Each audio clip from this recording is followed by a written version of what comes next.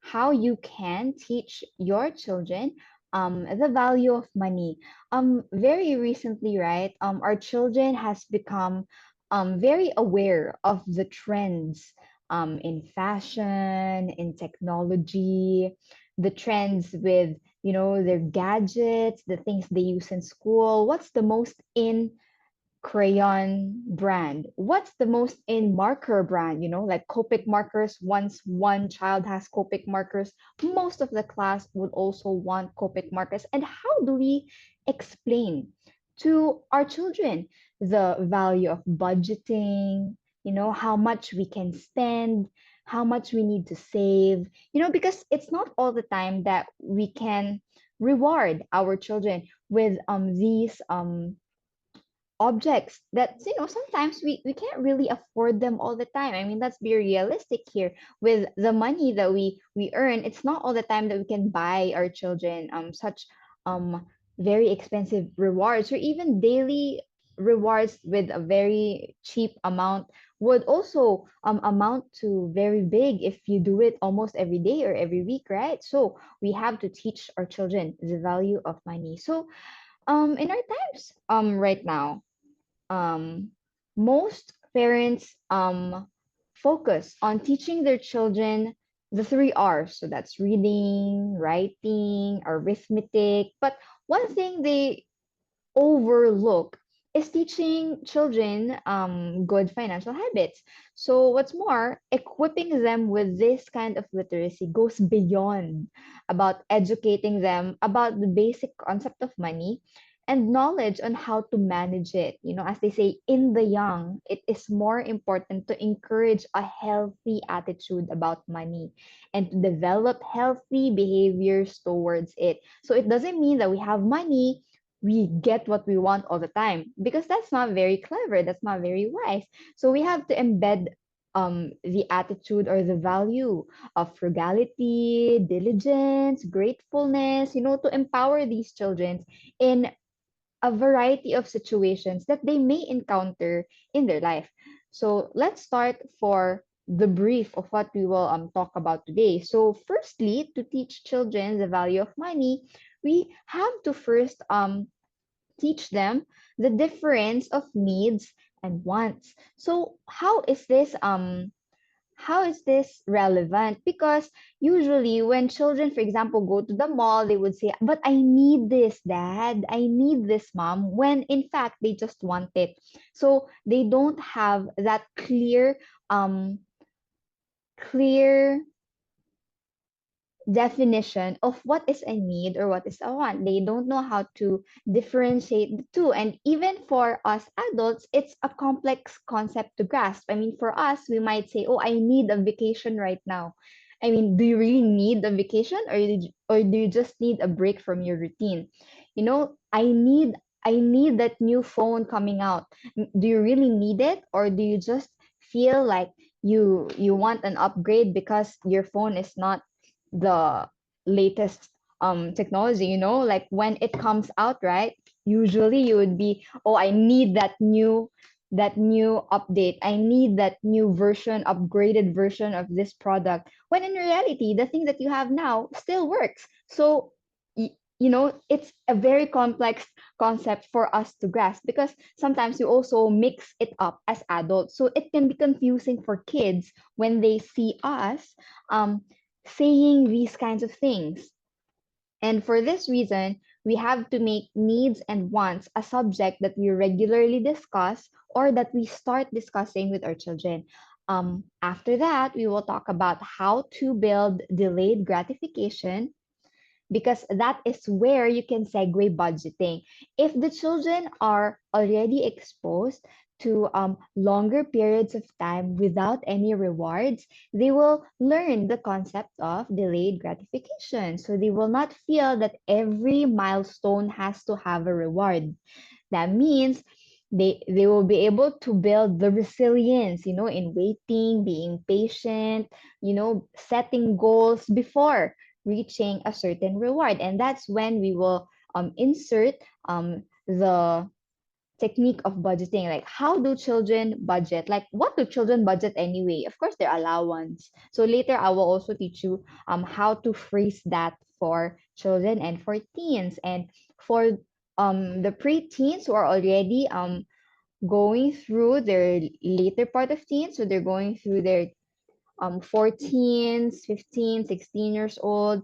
These are children who are already planning for the future. Like, where am I going to go to college after my senior high?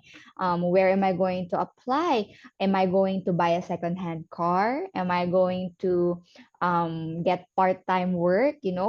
We have to teach children these kinds of planning so that they also have that mindset that they can, be confident that they can take care of themselves with um less supervision from you as they get older, because you have to also have the confidence as a parent to trust your child that they are making the right decisions with the money that you allot to them.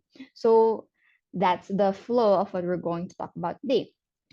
So firstly, what is needs and what is wants. So as you can see here, this is a very basic example of needs and wants. So you need, for example, a child for their snacks would need something filling, for example, bread. Bread is okay, and water. So this can sustain them for half of their day. So this can be a snack already in the morning. But some kids would opt for juice, so they don't really need juice, right? They just need liquid water to, hydrate them throughout the morning. But some children would want juice because that's what they prefer. So that's the difference, right? So it's very simple. Or sometimes a child would not want plain wheat bread. They would want something with a little more crunch, like maybe a bagel, a croissant, or maybe some pastry that can be a little bit more expensive. In the long run, if you buy like pastries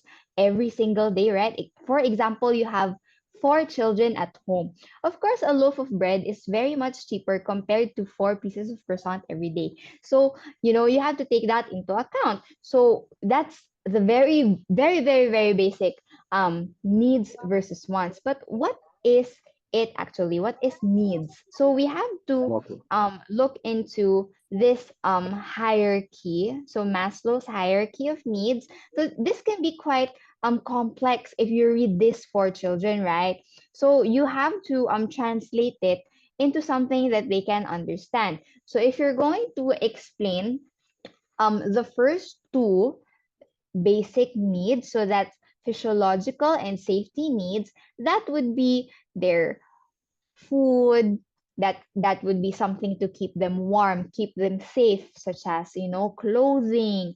For children, they also need toys for them to um practice their fine motor skills, their brain, pass the time. So these are things that they need, and if they have these basic needs, a home as well. So if they have these basic needs, they will be able to continue to the next part of the hierarchy of needs. So for how does this translate into wants? So that bottle of water might become a shake. So for example, you go on a holiday and you, for example, go on a tour and your child would say, "Oh, I really need a mango shake." I mean, when in fact they don't need it. They're just wanting some form of hydration. So that's how you can give examples to your child. So, for example, a while ago, we mentioned that children need toys so that they can use their brain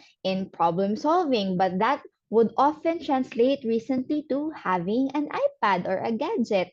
Or sometimes children would have trends. I mean, now, even some of the children that I have interacted with recently, they're only 6, 7 years old, but they already have TikTok.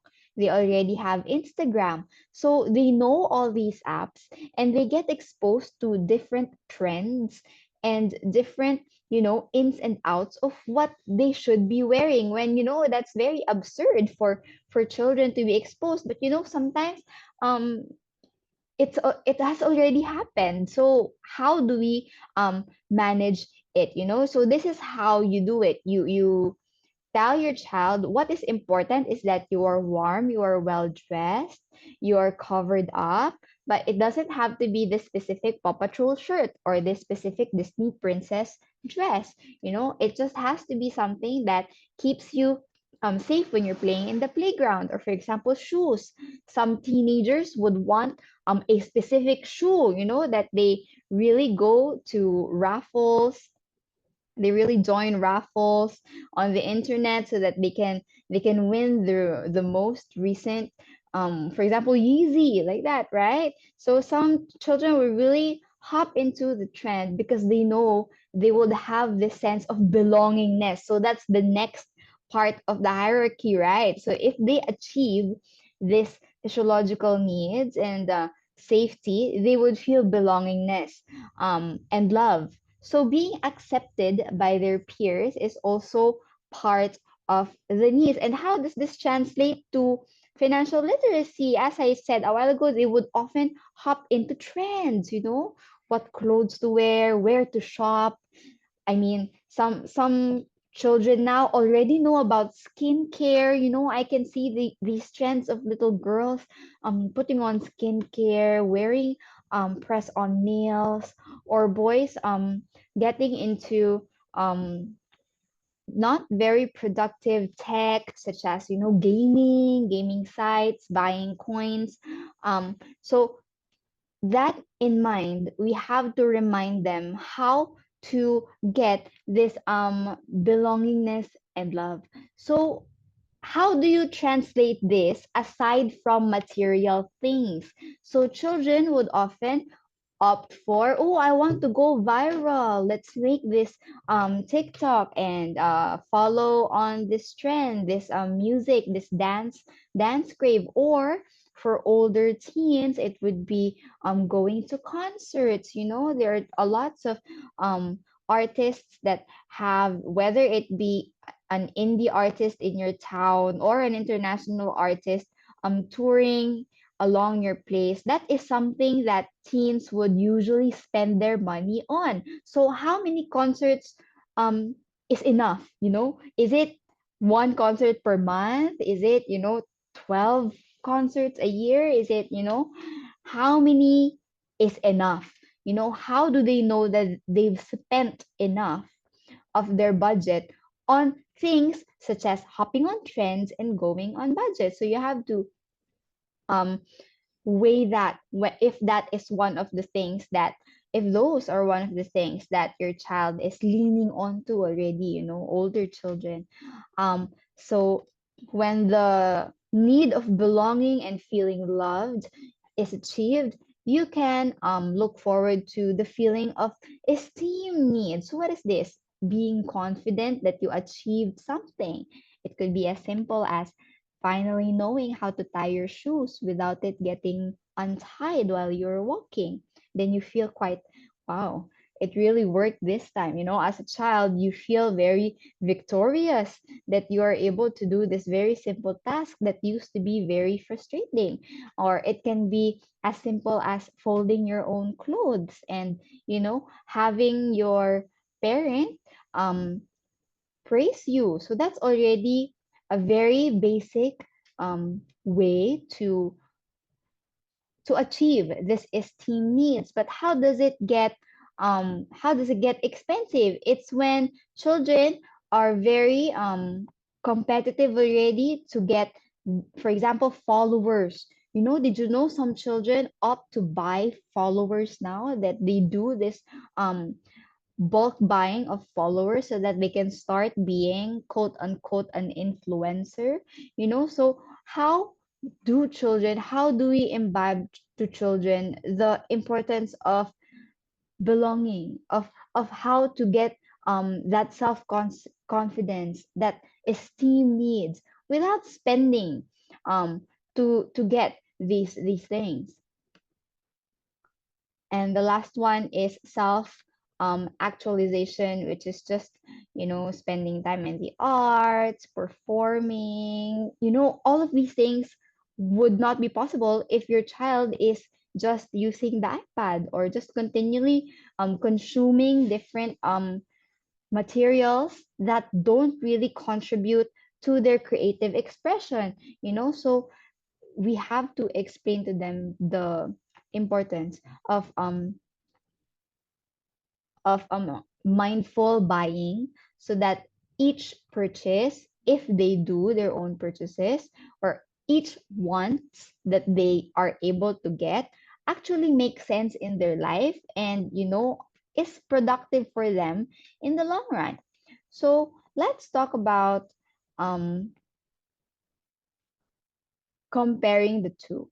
When we confuse needs and wants, there is a very thin line for that, especially when there is peer pressure, social media, or just plain habit. For example, your twin needs expensive shoes because all of his friends have them and he will be left out if he doesn't have it.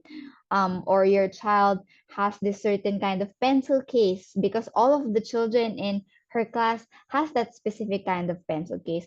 you know you might want to suggest things, for example, to your teen, that maybe you'd like to get a part-time job, so that you can have extra money to buy the things you want.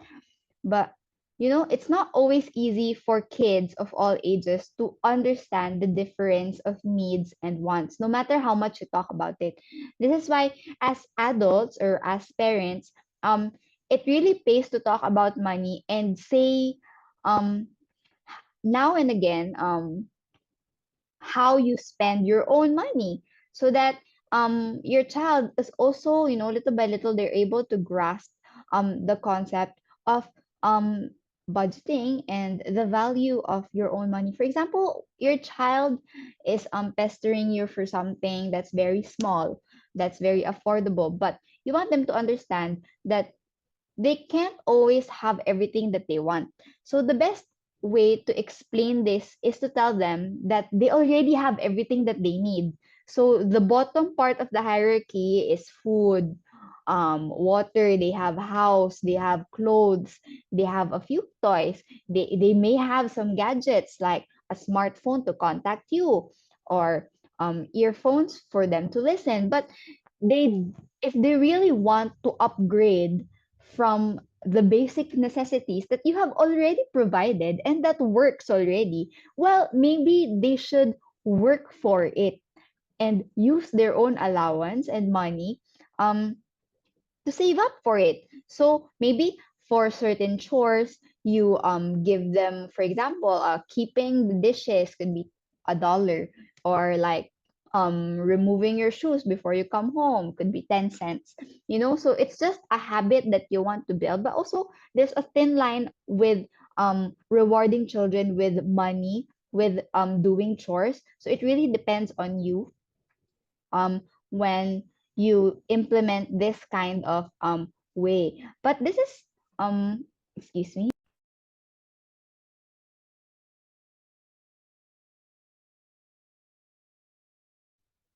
Okay, I'm sorry.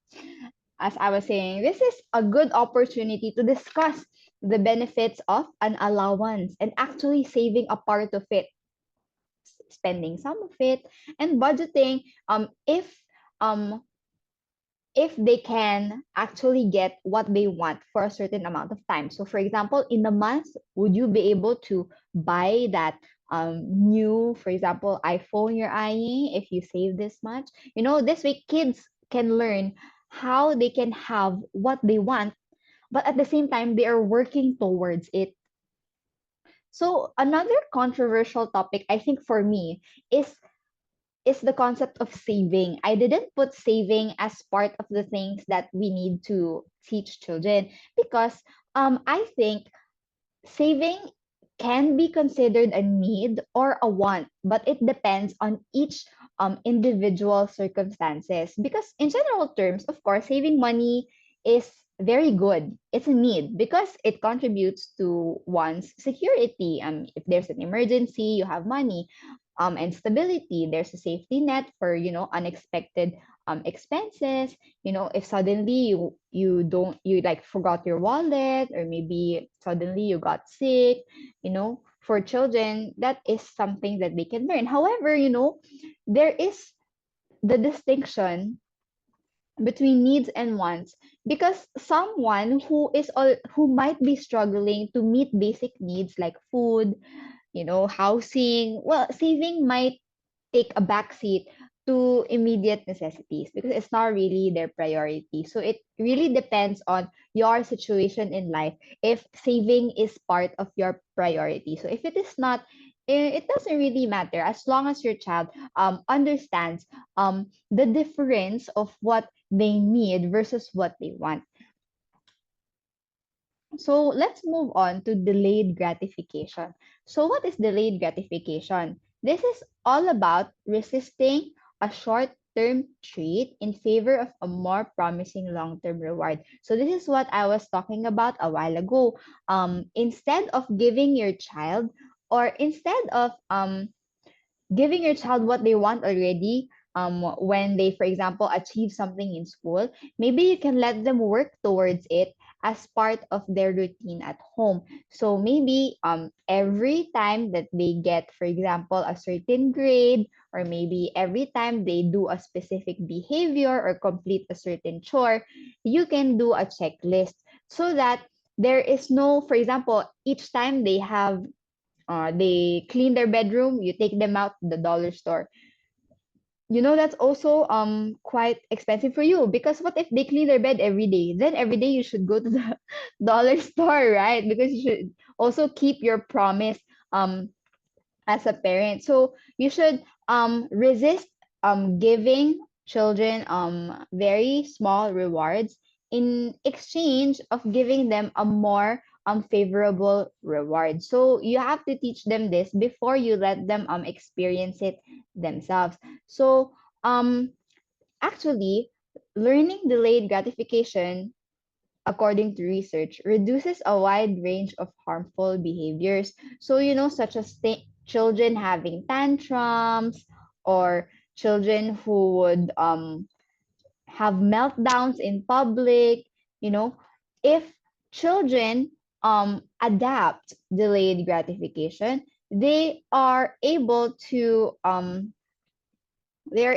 modulate their wants from needs. So they know that they must take to their parents' grocery list, or save their own allowance to buy the specific candy that they want to buy. So let's talk about the different things that you can do to teach delayed gratification. So number one, you can start small and build up. So developing delayed gratification takes time and patience. So you can start as simple as waiting for their turn to speak. You know how some children, they really butt in the middle of your sentences when they have this idea. So waiting for their turn to speak is already part of teaching them delayed gratification.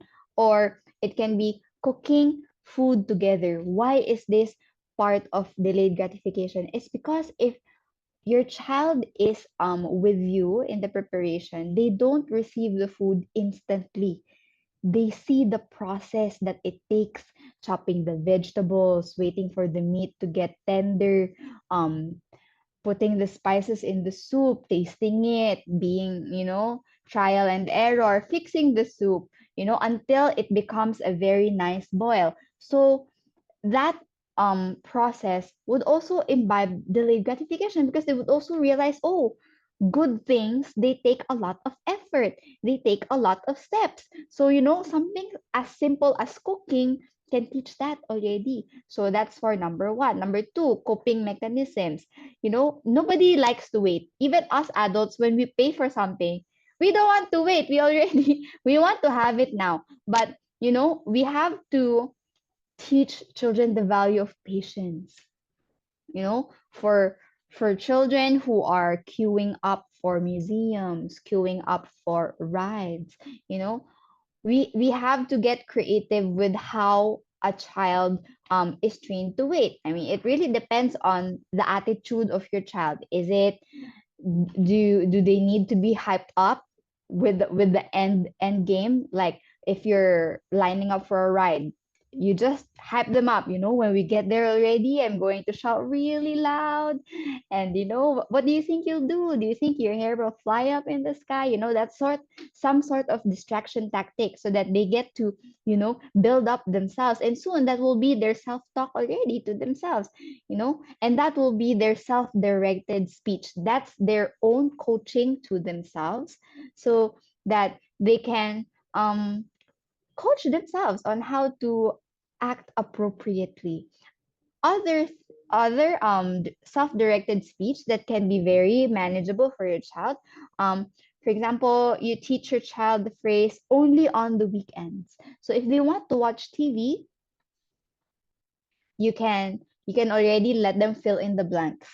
Child, if you want to watch TV only on the, then they can fill it up already. Because if it's something that you continuously say every day, they will be able to memorize it in their head, and they'll be able to answer their own questions. Mom, can I watch TV? Mom, can I play the computer? Mom, can I have more money? Just build your own phrases, catchphrases, so that your children can memorize it. And when they have the same question again, you just redirect them. What did I tell you before? So number 4, we remove temptations from sight. So it's harder to resist instant gratification when it's right in front of you, especially for younger children. We make sure to remove the temptation from view. So for example, your child likes to play games on the cell phone. Well, don't remove the cell phone immediately. It will make it tougher for your child to resist their desire to play, because that's their routine already. Maybe in place of the phone, maybe you give them a manipulative, maybe a Rubik's Cube, maybe a Sudoku puzzle, or maybe a crossword puzzle, something that is also as stimulating as looking at the phone, browsing, tip tap, whatever they like doing on the phone. Maybe you can try doing it physically, such as manipulatives. And if you do it little by little, um it's unlikely that your child that will completely ignore it. Of course, they will become curious with what it is. So that's when you start removing it completely, little by little. So number 5, don't go overboard with rewards. So this is what I was saying a while ago. Bribing your child to behave better would also become a bad idea, because if you don't give them treats, they will not behave well anymore. So that is also the reason why we need to teach them delayed gratification, because some children they grow up receiving stickers for every good deed, or like candy for every good chore. And when you don't have that candy, they won't want to do it anymore. Some children, they don't really outgrow it that easily. So, instead of rewards, maybe opt for low key feedback, verbal recognition. um, that said, you should absolutely celebrate big successes with your child, but you should do it together, such as showing them that you are saving up, for example, a bicycle or maybe a scooter. Um, and for number 6, don't lighten consequences. So with delayed gratification, your child has to make a choice. Do they want the reward now or later? If they choose now, for example, playing video games before doing homework, don't lighten the consequences. If they play video games for about an hour and it's already late, and then, for example, they choose video games first before homework and it's already late, they will become sleepy. Then they will whine. And then you might think, oh, okay, sleepy already. Okay, go to bed. No, the answer is no, because your child said they will play first and then do their homework. So they must do their homework, because it's not your child that makes up the rules. Let me just remind you all here, we are the adults, and we will respect and have integrity of implementing the choices of our children in a safe manner. So if we're at home and this is the dilemma that you have, video games first or homework first? Of course, they will choose video games first. If they choose video games, they will have so much fun sometimes that they will forget the time. And it will be very late. They will still need to do their homework. They may try to make excuses. They may ask for your help with doing the homework because they're doing it late at night, panicking already. They need to sleep. They're going to wake up early in the morning. Keep in mind that you're not doing them any favors by softening the blow. So, as hard as it is, let your child feel the severity of the consequence. So, in the future, they'll know, oh, if I do video games first, I will lose track of time and I will be so sleepy when it's homework time. So maybe I'll do homework first so I can enjoy my video games later. So, now you can explain it afterwards. Child, this is actually delayed gratification. You do the task that you need to do first so that you can enjoy the reward afterwards. So that's for number 6. Number 7, we model our own delayed gratification. For us adults, we also get quite whiny after work, when you're browsing on Instagram and you see some sort of ad and you see maybe a new vacuum and you will see, oh wow, I need this vacuum. It has this different settings. It can definitely clean any surface, even when you know that you already have a vacuum. So your child, if they see you ordering a vacuum when you already have your own vacuum that still works, it also like mm, it may be questionable for them because you're teaching them the skill and yet you are not modeling it. So you model delayed gratification and goal setting as well, and encourage independent play. So actually, instant gratification is sometimes a result of kids not knowing how to spend their time. So children get bored. So children who are play deprived, who don't get to go out as much, who don't have a lot of interactions, real life interactions, gravitate towards technology because they don't know how to independently play by themselves without these different things. So we have to encourage our child to explore their interests, which will also, fulfill their um, needs as well. So the simplest way to build gratification is to model it and to continuously build it with your child. And that will lead them to budgeting for kids. So if they already know how to wait and how to like assess their needs and their wants, you can already introduce them the concept of budgeting. So the simplest way to explain budgeting to your child is a plan that helps them get more from their money. It's not like when you go to the zoo, for example, and at the end of the zoo visit, there would often be a souvenir shop. And at the souvenir shop, there would be soft toys, plushies, atlas books. But those are really expensive. But inside the zoo, there are smaller stalls that, for example, sell cotton candy, would sell um, milk, flavored milk, sandwiches that don't really cost a lot.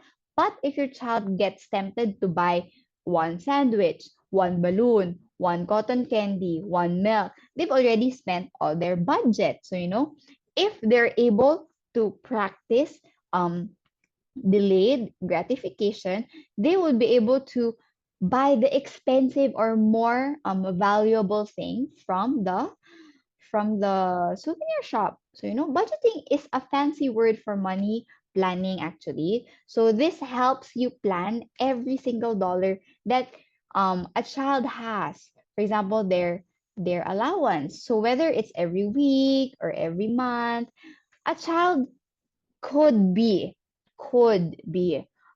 in control of their own finances because they can tell where their money needs to go. If they already can differentiate somehow what their needs and their wants is, they should be able to practice their skill in a safe manner under your own roof so that when they're moving out already, you can trust that your child is not going to be in debt or they're not going to be spending so much in credit, because they've already learned it at home. So teaching your kids about budgeting puts them in control of their own money from a young age.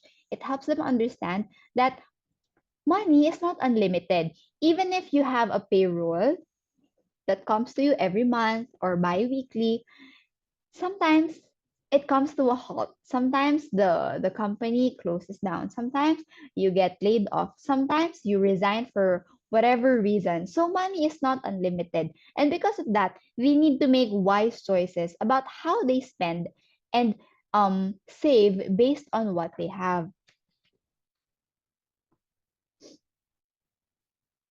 So these are some of the simple things that we can teach, we can use to teach our children to budget money. So one is candy shopping budget. So this is for very young children.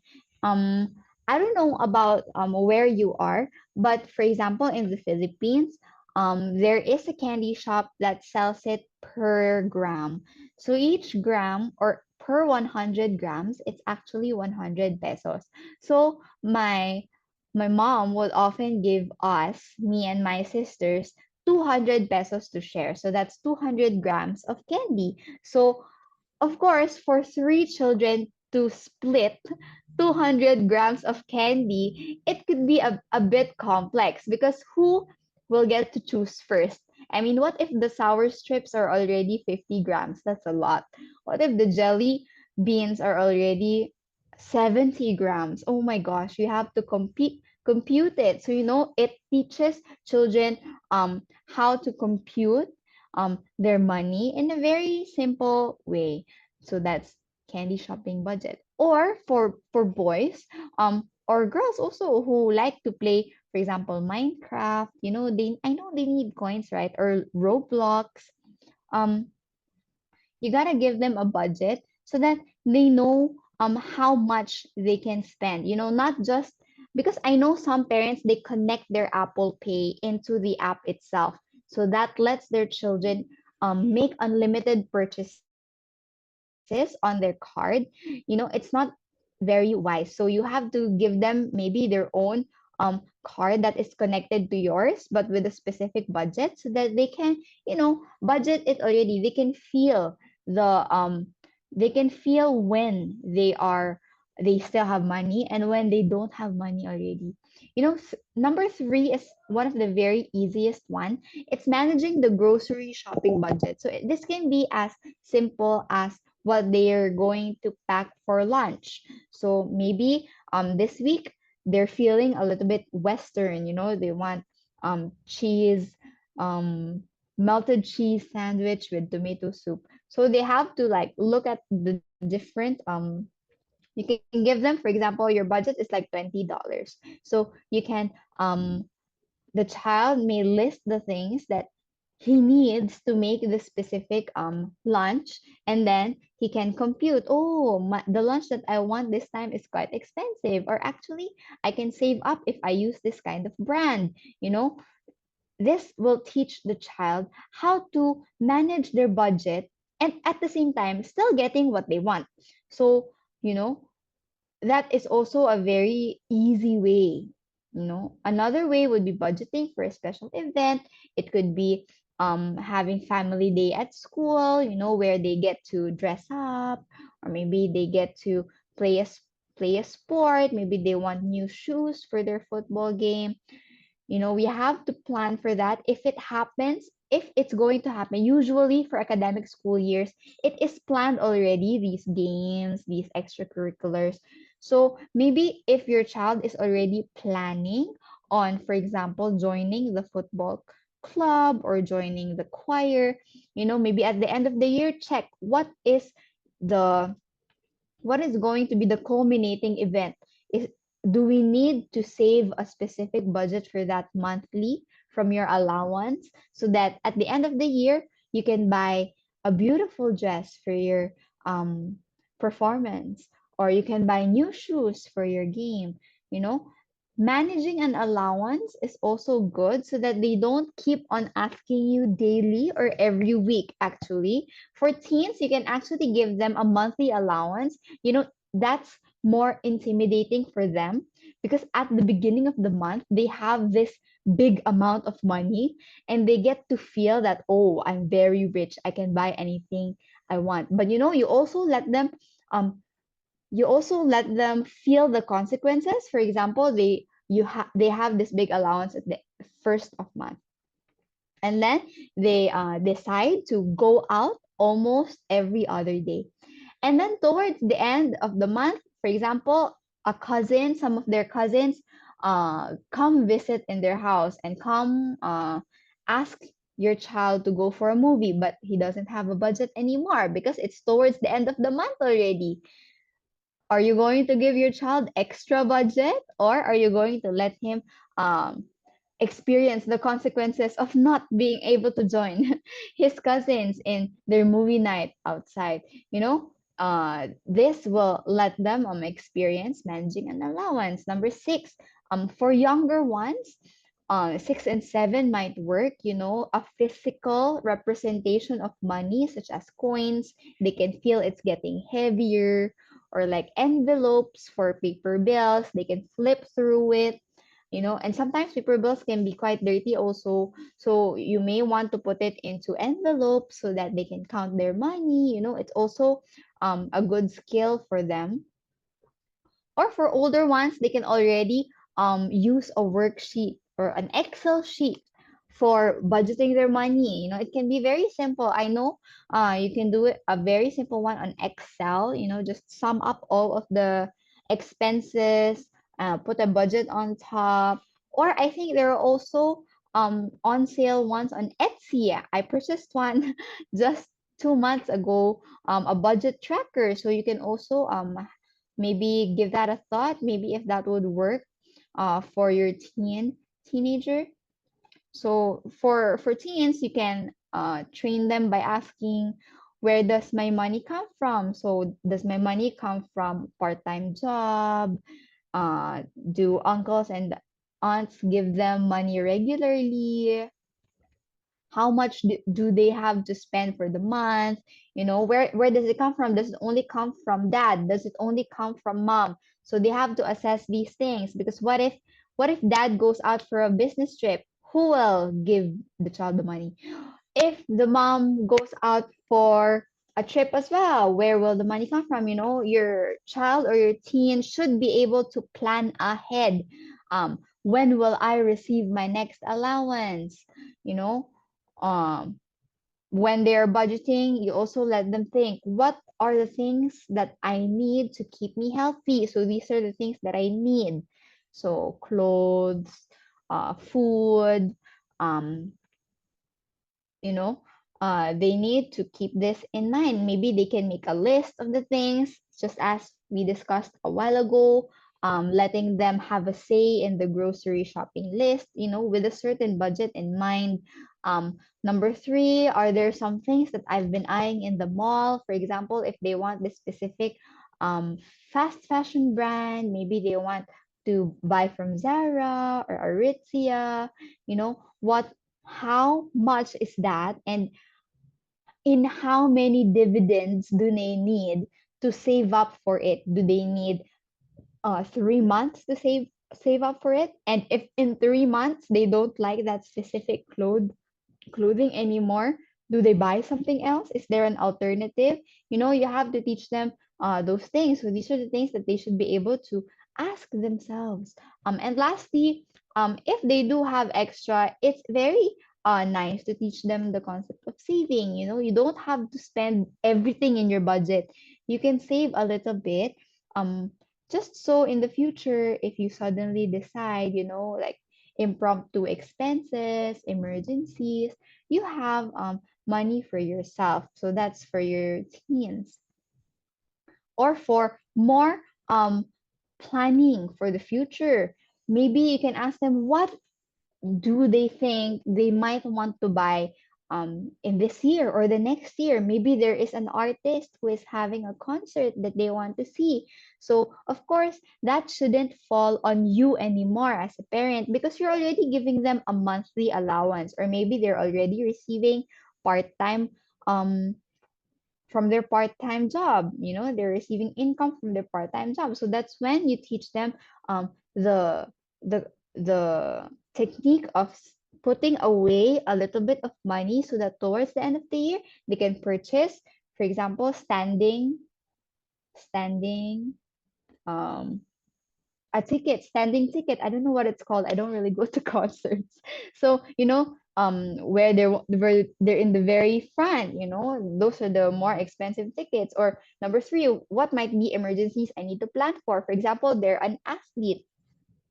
Some places in the world don't really have accessible healthcare. So what would happen if, for example, they get sprained, or if they need to buy some patches, muscle patches for their body, or what if their shoes suddenly fall out, or what if they suddenly need to spend for a school project? These are emergencies that they need to learn to plan for in the future. And these are just some of the things that you can teach to children. I mean, now that they know, especially how to differentiate needs and wants, and that they already are starting to learn the value of delayed gratification and budgeting. So that is very much it for my talk today. I hope that you were able to grasp some concepts that you would be able to cascade down to your children and maybe to your students' parents as well. I know some parents have a difficult time